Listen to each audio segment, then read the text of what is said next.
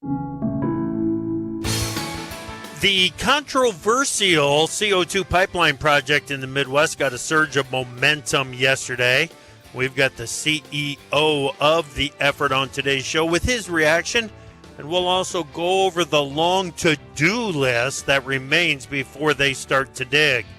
And it is a widely variable growing season. We'll hit both ends of the spectrum in today's Farmer Forum. Live from the foothills of Hump Day via Farm Journal Studios, this is AgriTalk. This morning we begin with a conversation with Lee Blank from Summit Carbon. Then it's our Farmer Forum with panelists Sherman Newlin and Kevin Ross. Directly following the news, Margie Eckelkamp from The Scoop. I'm handsome newsman Davis Michelson. Now here's the host of AgriTalk, Chip Lowry. You know, I'll admit I feel kind of bad about some of the things I did getting ready for today's Farmer Forum. Really? Yeah, I do. What happened? Well, there were people that I knew were going to be stuck right in the middle of the floods up in northwest Iowa, and I still asked them to make time to come on the show. Now, most of them couldn't.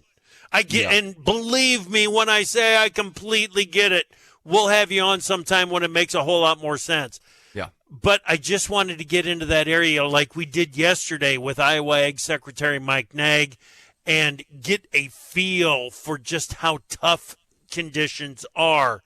So, Justin, Darren, there's others up there that I might have reached out to hop on the show today. No worries, guys. We will get you on sometime, and we'll talk about it. And just be safe. And, oh, man, look out for the family. Look out for friends. Look out for your communities up there as you're trying to take care of a dire situation in many cases. So, with that said, welcome to AgriTalk. I'm Chip. That's Davis. How are you guys today? How are you doing, Davis? I'm doing good. I saw a thing on Facebook, and it's a friend of mine from the local area I used to live in, talking about some of the needs over there in the Spencer area for the flood recovery. I mean, we're talking flashlights, air pumps, sump pumps, dehumidifiers and fans, heavy-duty trash bags. This here post says that, and this is super local, but maybe your local area is doing something similar. The Parkersburg Fire Department, 5 to 6 p.m. every day this week, is taking donations. We're talking about diapers, baby stuff. Think of, everything that you had is washed away. What do you need? That's what those people need right now. Right. Very cool. Thank you for doing that. And it's, like you said, there are other fire departments, other organizations that are going to be doing similar things across the Midwest, trying to help out those that are in need right now.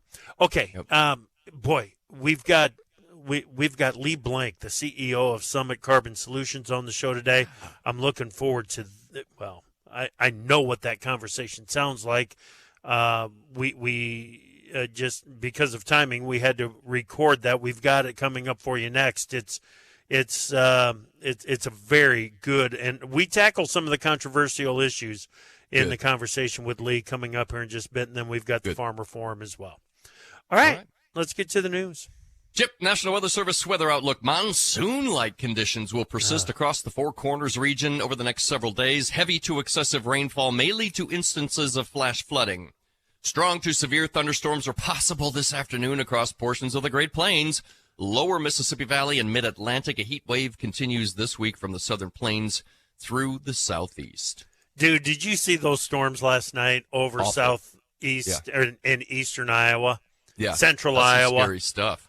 Oh, my God. They just sat there and continued to make rain and continue. There's still some rain down in southeast Iowa and continued to make funnel clouds. I don't know if there was any, maybe I've missed it this morning. I'm not sure if there was any serious damage down in that area, but just frightful.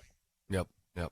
Well, we're going to talk about this in the next seg, obviously, but the Iowa Utilities Board approved the Summit Carbon Solutions pipeline on Tuesday, allowing the company to use eminent domain to acquire land. Construction is slated to begin next year, aiming for operation by 2026. The pipeline, the largest of its kind, will transport liquefied carbon dioxide from ethanol plants in Iowa and neighboring states to North Dakota. The approval is contingent on securing necessary permits in South and North Dakota. The pipeline spans over 2,000 miles, including nearly 700 miles in Iowa, with 75% of the Iowa route's landowners signing voluntary easement agreements. Critics argue the pipeline benefits corporations at the expense of rural communities and poses safety risks without significantly reducing climate pollution. Whew, lots to unpack there. Yeah, and it's all in an effort to. There are some updates to some of the things that everybody is reporting. You know, the 75% of the Iowa routes on the 700 miles. And that's kind of old information at this point, to be honest with you. We'll get into that with Lee Blank from Summit Carbon in just a bit. Good. Well, United Airlines Chief Sustainability Officer Lauren Riley emphasized the critical need for cooperation with the oil industry to make sustainable aviation fuel economically viable, citing the lack of infrastructure as a major hurdle.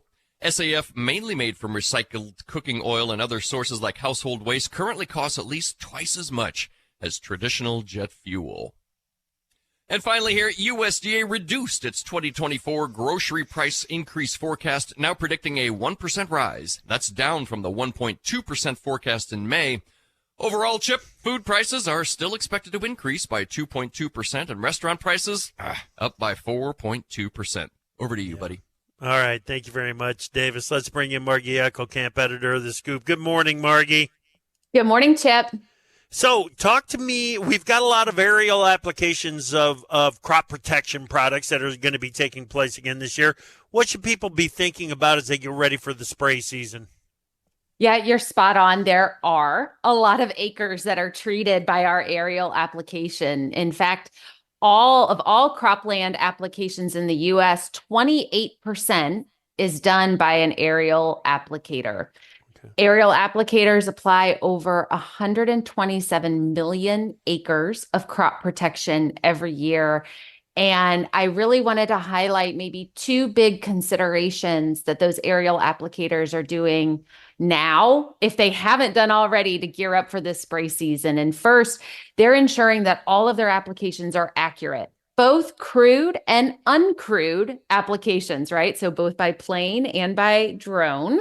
They should have their spray patterns analyzed for their droplet size uniformity and effective swath width. And our friends at the Ag Aviation Association have a program called SAFE that do that. Second, all applications should use their wind directional buffer zones. This is especially important around waterways and organic fields. So a huge amount of consideration is put in to all of these applications. I do also want to highlight, while we see increasing conversations around what's possible with those unmanned drone platforms, the manned aerial applicators are still doing about 99% of all applications. So we appreciate all those talented and trained pilots up there. I was with a local farmer last night, and they've got a young person in their family who's actually going to be going to flight school. So a bright future. Okay. All right, very cool. Yeah, there's a future for those aerial applicators, even with drones coming on, just because I think more people are going to be looking at aerial applications, whether it be by plane or by drone in the future. All right, Margie, good stuff. Thank you. Get more on that, www.thedailyscoop.com. Lee Blank from Summit Carbon up next.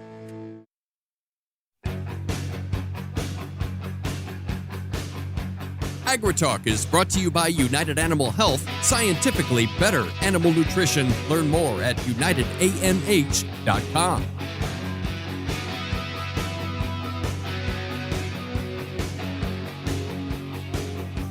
Welcome back to AgriTalk. Glad that you are with us. We've got the Farmer Forum coming up at the bottom of the hour. First, joining us right now, Lee Blank, CEO of Summit Carbon Solutions. Lee, it's great to talk with you again. Welcome back to AgriTalk. Yeah, thanks for having me, Chip. I appreciate being on.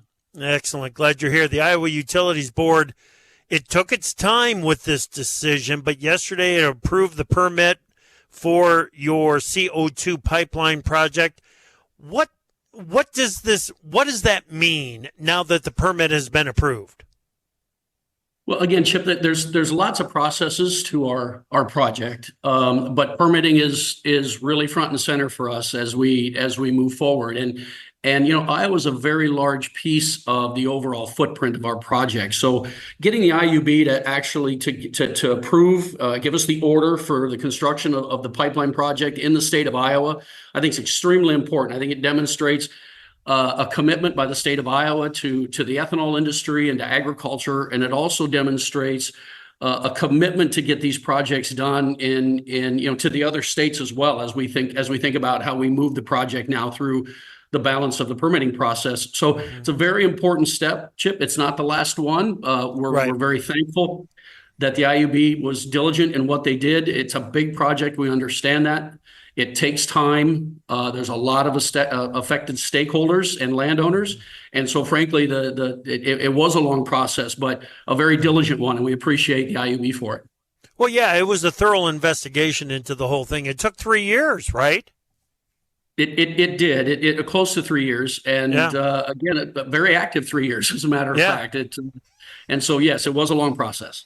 Okay, so what does this mean? Is it a green light to start digging in Iowa? Well, again, we don't really have the ability to start digging in the state of Iowa until we have a project in a position that we can fund the project. And without the additional volumes in other states we will need, we're not going to be able to go out and fund this large of a project, Chip. So it's one step. Again, we've got to work through North Dakota and South Dakota as well and get those permit applications approved and underway. And so from that perspective, no digging as of yet, but yet a step towards the fruition and the maturation of the project for sure. Yeah. Now, it's a controversial project across the board and across the states, but odds are North Dakota's looking pretty good, isn't it?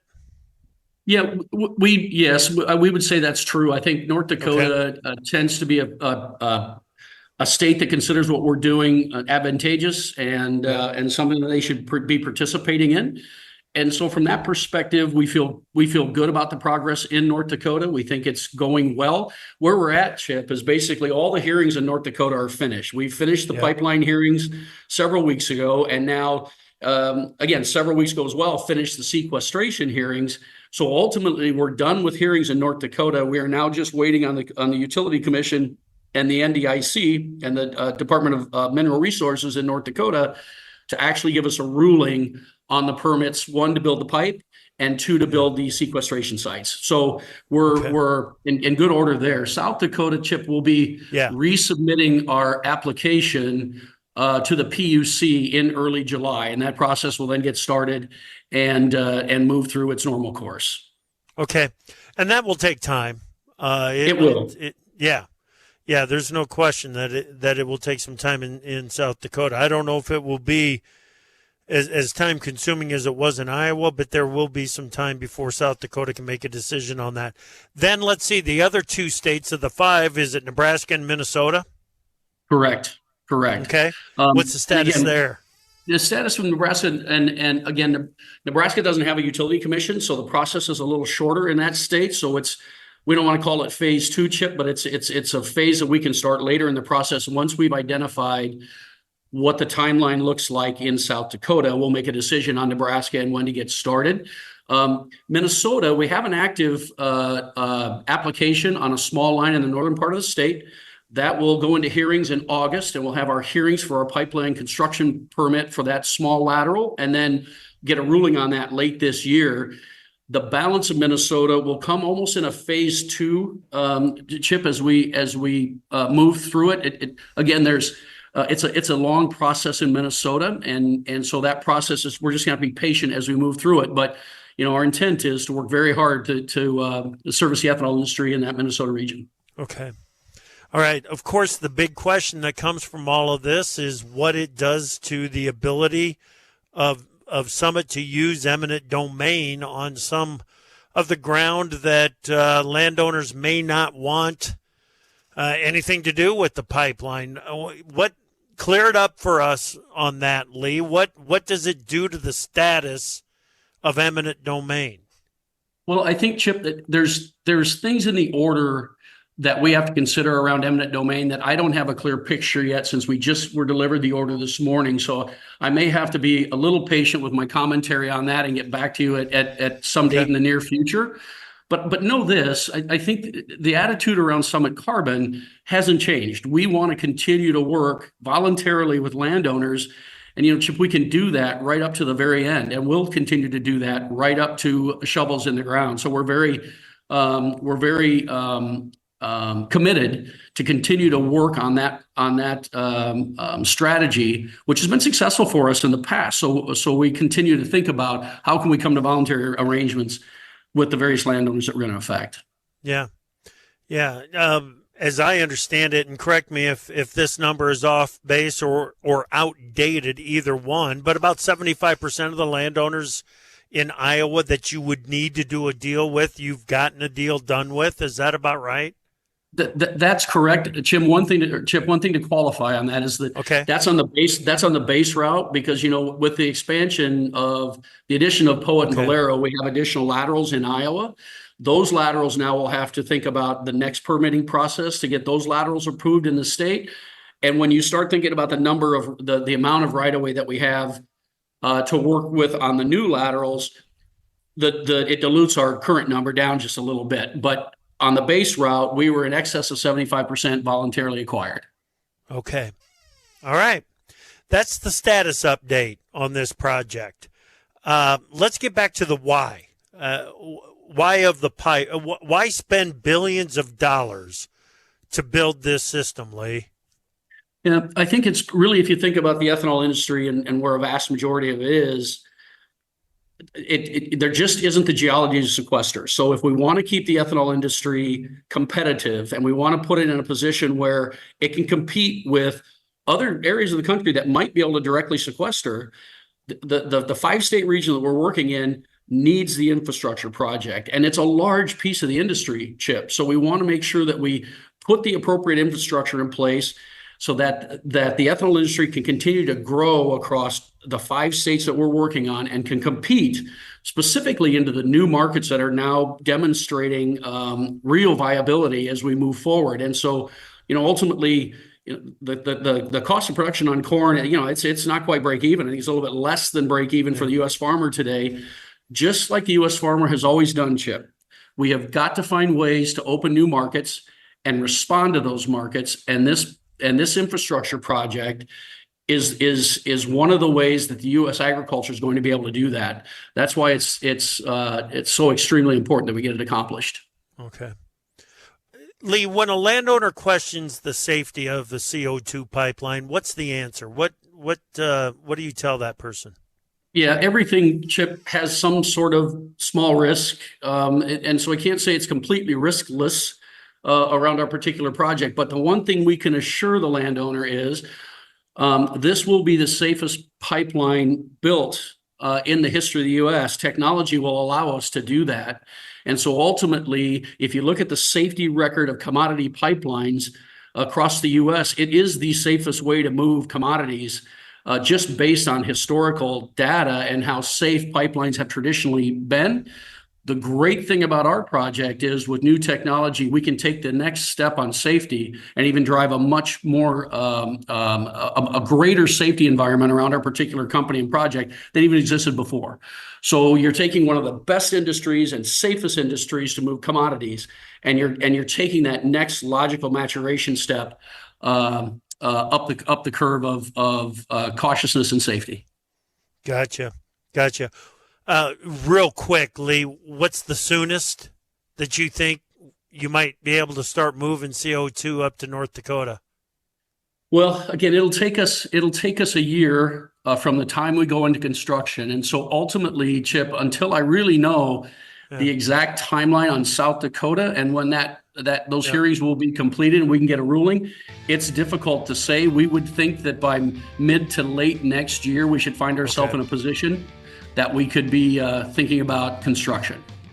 All right. Lee, thank you so much for your time. We'll get another update from you in the future.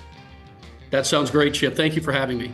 Excellent. Thank you, Lee. That is Lee Blank, CEO of Summit Carbon Solutions. We got the Farmer Forum coming up next here on AgriTalk.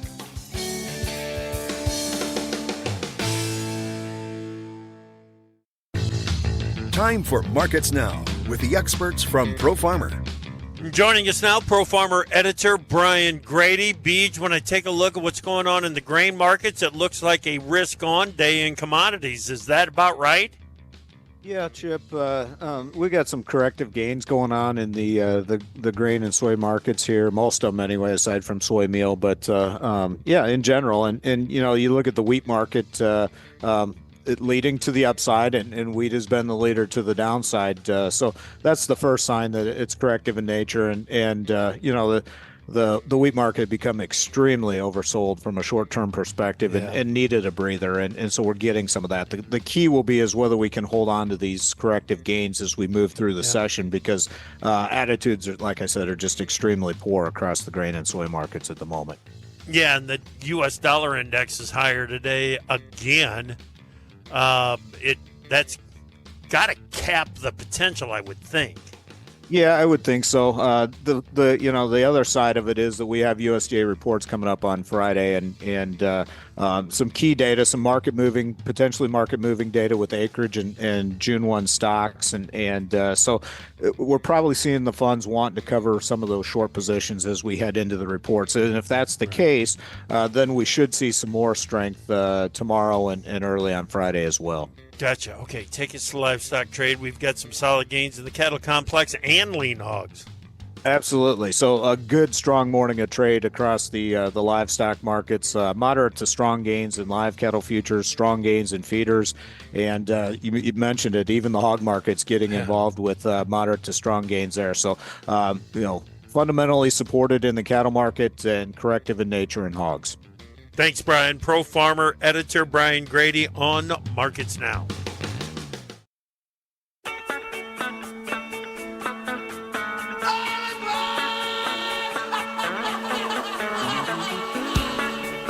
Opinions expressed on AgriTalk do not necessarily reflect the views of Farm Journal Broadcasting, affiliate stations, or sponsors. When news breaks, the news makers talk about it on AgriTalk with Chip Flory.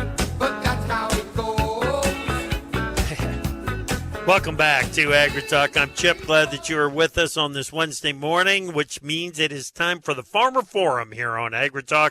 Sherman Newlin, Southern Illinois, joins us right now. How you doing, Sherman? Oh, doing pretty well, Chip. Pretty well, thanks. Good. Glad that you are here. We're going to get to you here in just a minute or two. Kevin Ross from Western Iowa by way of an airport someplace joins us as well. Kevin, how are you? Hey, Chip, doing real good. Yep, in Chicago Midway right now, coming back from D.C. All right. Well, safe travels to you, but holy smokes, dude. Your area, Western Iowa, further north, especially northwest Iowa, southwest Minnesota, South Dakota, along the Vermilion River, Nebraska along the Missouri River. There's a million different creeks and rivers that have come out of their banks in your part of the world, dude. What's the situation? Yeah, it's another round of major storms last night that I went through home, and just received a text for moving a bunch of baseball games because light poles at the field are down, and that's the kind of winds that we had. I don't think I've ever seen that one happen before. But last time I was on here, we were talking about the tornado in Minden, and shortly thereafter, there's plenty of the worst one yet over Greenfield, not too far away, and man, just unbelievable. Yeah, hail and high winds last night. Lots of folks calling, turning in wind claims today on corn, and just all kinds of crazy stuff, let alone all the moisture we've had. We go from the driest May on record last year to I think the wettest in a lot of cases right around home, and then June setting records as well. So pretty crazy. Certainly is. No doubt about it. Start with the corn crop, Kevin. How's the corn crop handling it? Until last night, we looked pretty good. There was early stuff really had looked phenomenal once it finally hit that nitrogen that had gone down a little bit deeper with all the rain. Man, it started to look really phenomenal. And then, even the middle planted stuff and the later stuff, I think was doing really good. Had maybe a few stand issues here and there just because of the heavy rains that he planted at the wrong time. And I had a couple fields like that where we had some seed that got moved around, which you hate to see, but with a 5-incher and those types of rains, you'll have that every once in a while. So, but really that corn crop had looked really good. Okay. And soybeans, how are the beans? Moving along. It's an interesting year. You had such a spread out planting season that you have, just different stages of everything from corn to beans. And it just seems like you're, one of the longest planting seasons we've ever seen just because we got started so early. So, you got some beans that were just getting planted a couple weeks ago and some that were early beans that are not quite knee high already. So huge spread and difference in crop. Okay. All right. Sherman, does it sound like Kevin's talking about does it sound like he's even talking about the same planet to you? Not really. No, not at all. We've been extremely dry in southeast Illinois and probably the whole southern half of Illinois. Starting out the year, we were really dry. Got all our ammonia on early, but nobody was really pushing planting because it was cold. So we really didn't get started planting till middle of April for corn and beans both. But then it drug out for 6 weeks. We didn't finish till right before Memorial Day weekend. So I've got corn now that's tasseling. Thank goodness that's under irrigation. But then I've got corn that's not even mid chin high that we planted last, and in wet conditions, because we just started getting rain through the whole last half of April and the whole month of May. But then I was bragging about how good our corn looked. The early stuff, it's got the best looking corn we had when I was side dressing, and then the rain stopped. After Memorial Day, we hadn't had a drop of rain the whole month of June. Now, yes, yesterday we had a 10th or 2 come through, but when it's just dry, that doesn't really matter. So, the crop's all over the place down this way. We got guys in part of the county that had rain that was missing on us, and they just got finished planting a couple of weeks ago, and corn's probably just 2 leaps. So things have a long way to go around here. And but we'll see. The forecast does look like maybe it's going to change, but it needs to. Otherwise, if we go into July and we don't get any rain, we will be, in a world of hurt. Well, there is, like you said, there is some rain in the forecast for your area, and I think that's part of the reason that the corn market was under pressure yesterday, isn't it? Oh, I think so. There was rain on the radar. If you looked at the rain, it's hard to rally when you're getting, rain in that eastern part of Iowa, northwest Illinois, and then coming down through Champaign and whatnot. But the radar look was heavier than what actually fell. It looked like it was going to be heavy, here, and then we ended up getting a 10th, maybe a 10th or 2 at that. So, but yeah, it's all over the place. Yeah. Yep. No doubt. Kevin, I think the answer to this question might be pretty obvious to you, but let's talk about it a little bit. What do you need? What do you need for the corn and soybean crops over there, western Iowa? Well, we need Mother Nature to be a little bit nicer to us. But honestly, we got a lot of moisture, sunshine, and just a good amount of heat. As long as we don't get the extremes, we're setting up pretty good, I think, from a crop standpoint around home for the most part. But you get these extreme events like we had last night, at this stage in the crop. If we can get past a few of these, that's going to be we'll be sitting all right. But like I say, you can't really have you never have a summer where you have any go through it with none of those, and with these stages where they are with crops and like I said, all different stages from the spread out planting season. That window is not just one little window for these type of storms where you have the chance at brittle snap and green snap issues. It's kind of spread out throughout the summer. So I don't think we'll be out of the woods, for quite a while on on these big winds and things like that. But we got to stay away from these, 70, 80, 90 mile per hour ones like there was yesterday. Yeah, exactly. A lot of times, Kevin, when I'm talking to somebody about what's going on in these areas that are seeing some floods and too much water, it seems like the response I typically get from them is, well, there's more hills than there are valleys. There's more high spots than there is low spots. But some of those low spots that I've got to assume that they have ground out and just there's going to be holes in fields all over the northern half of western Iowa, right? Yeah, I think so.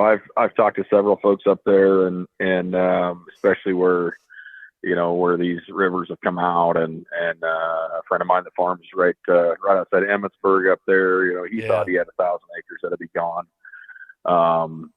There was he sent me a picture of one that he said that was a couple hundred in the picture that I could see, and these rivers, you got a lot of great ground along those things, and a lot of the high producing ground. If you end up with those things, flooding out as long as they have, or as much water going through there, you're going to have significant damage. I'm not sure how the market takes that yet. I don't think the market can really evaluate it at the moment either. But certainly there's a lot of people who would tell you the same thing you just said, Chip. That there's a lot of good looking stuff out there that it rolls off of to the lower areas where it's going to sit. Yeah, we'll lose some crop there, but the top end of the other stuff maybe takes it out. Although I know when you're going through the field in the combine, you get zeros coming in, you go through a hole, and that yield monitor, man, it takes a big hit in that average when you're going through a zero area.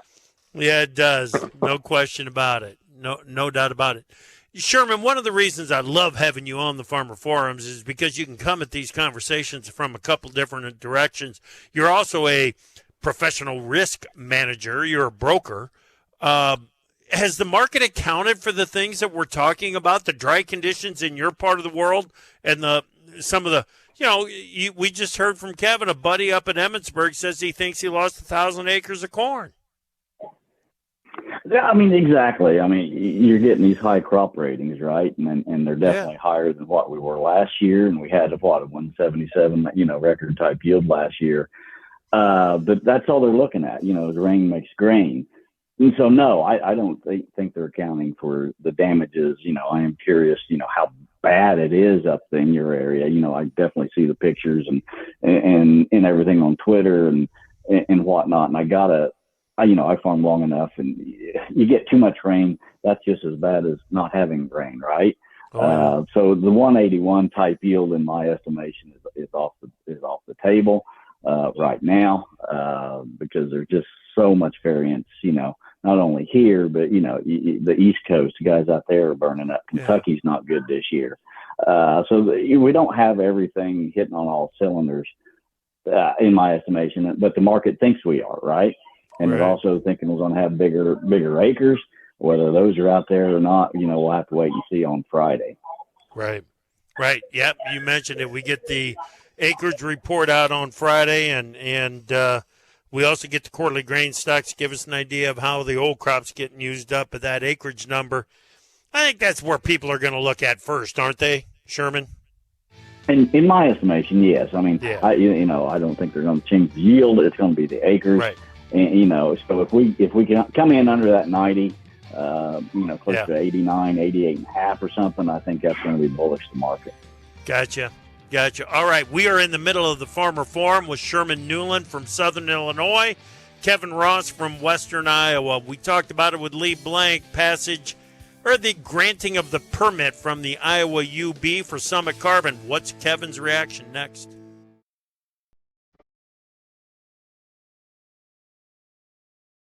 AgriTalk is brought to you by Atticus, providing battle-tested chemistries you know and trust.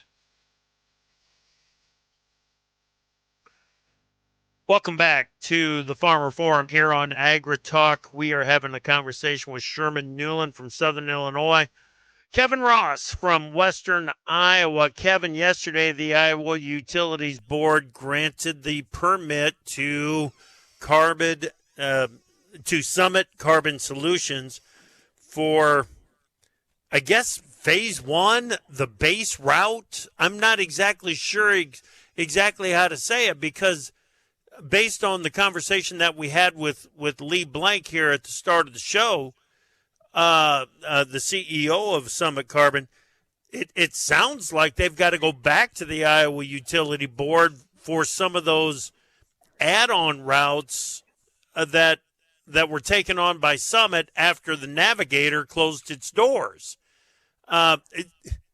It's progress for those that want this pipeline built, but there's still a long ways to go, isn't there, Kevin? Yeah, I did a little bit of reading on it earlier today, and knew they gotten the approval, but it does sound that way when you kind of read what they've what they actually voted on and approved. So I do think it's a ways from being done. It seems to me like you got a lot of work yet to do on their end, but it is a positive step for the ethanol plants, I think, that are tying into it, and certainly the industry as you're trying to lower carbon and trying to lower those scores to keep ethanol moving. Yep. Kevin, give me your take. How important is this? It's important, Chip. I think as you move forward, whether you like it or not, the world is talking and continues to talk about climate change, and that discussion ties around carbon.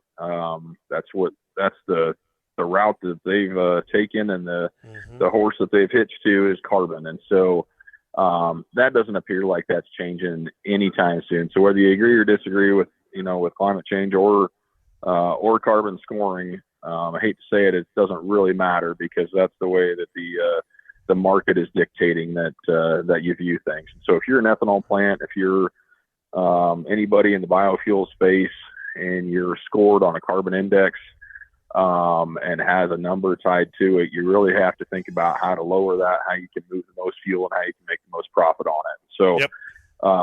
Sitting on a couple of the boards that I do in biodiesel and the ethanol world, that's what you got to do to make money for your investors. So, those are the decisions you make. Every project you look at has a score tied to it, and if you can reduce your score with that project, it makes it more profitable. So, the pipeline is one significant piece of that for ethanol plants, because you can lower that score in a big way and lower that CI, that index, to move your fuel to California or other big markets that are really, those low carbon fuel markets.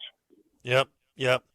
Sherman, from your perspective, and I want it both as a producer and as a market analyst broker, same question. How important is this project to the corn market? I think it's very important. I mean, I'm looking at this as we need the sustainable aviation fuel to use up our corn, right? We need to get that passed. We need to get it going. Otherwise, we're going to be swimming in mountains of corn because of the production that South America has. I sit on an ethanol board here as well, and we're actually going through this process. We don't have to go very far, but about 4 miles.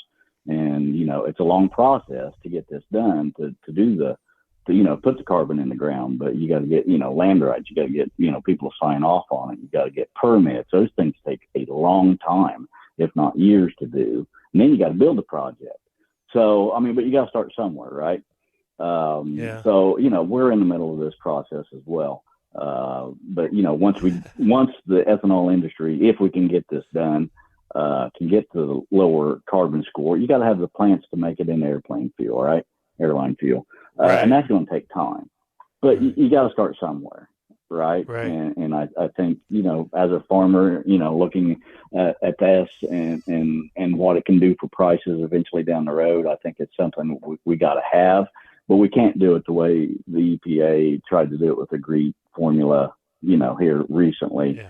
By making everybody do no-till and cover crops and the nitrogen process. So, they got to find a way. If they really wanted to, they could just flip a switch and say, yes, we're going to use ethanol. But, they don't want to do that, right? So they got to make That's right. More difficult.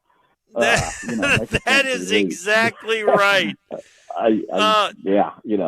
Well, if those that are making the rules didn't dislike corn-based ethanol as much as they've been conditioned to, then it would be easier to flip the switch. But it seems like, Kevin, it seems like they've been conditioned to anytime it's corn-based ethanol, you got to raise an objection. Well, that's exactly right. The way that they've done it for years, excluding ethanol from corn in several different rulings along the way, and making it just difficult at EPA, and really, I think, hamstringing an industry, at several points along the way. It's been frustrating, and that's why we're out here, and I'm out here in DC this week on behalf of biodiesel and the Clean Fuels Association. But I get out here as well for ethanol, and I tell you what, if you don't keep fighting the fight, you don't keep pressure on, EPA and USDA and others to make sure that we're in the right spot. And typically USDA is on our side always on these issues. I think they do a good job. But and now you got, these tax credits, you got commerce involved and other things that, other agencies that we typically didn't deal with. It's a big change. A lot of work to do. And we got to figure out exactly what used cooking oil is. Yeah, that too. I mean, come on. Exactly.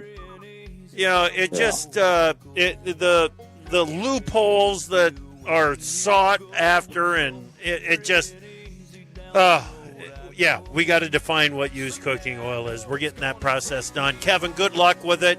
Be safe in your travels, and good luck at home dealing with all the water, man. Thanks, Chip. You bet. Sherman, I hope you catch a rain, buddy. Yep. I hope so, too. All right. We'll see you in August. That is Sherman Newlin from Southern Illinois, Kevin Ross from Western Iowa. Thank you so much for listening this morning. Come back this afternoon. We're going to have a conversation with Brian Hoops, Midwest Market Solutions, right here on AgriTalk.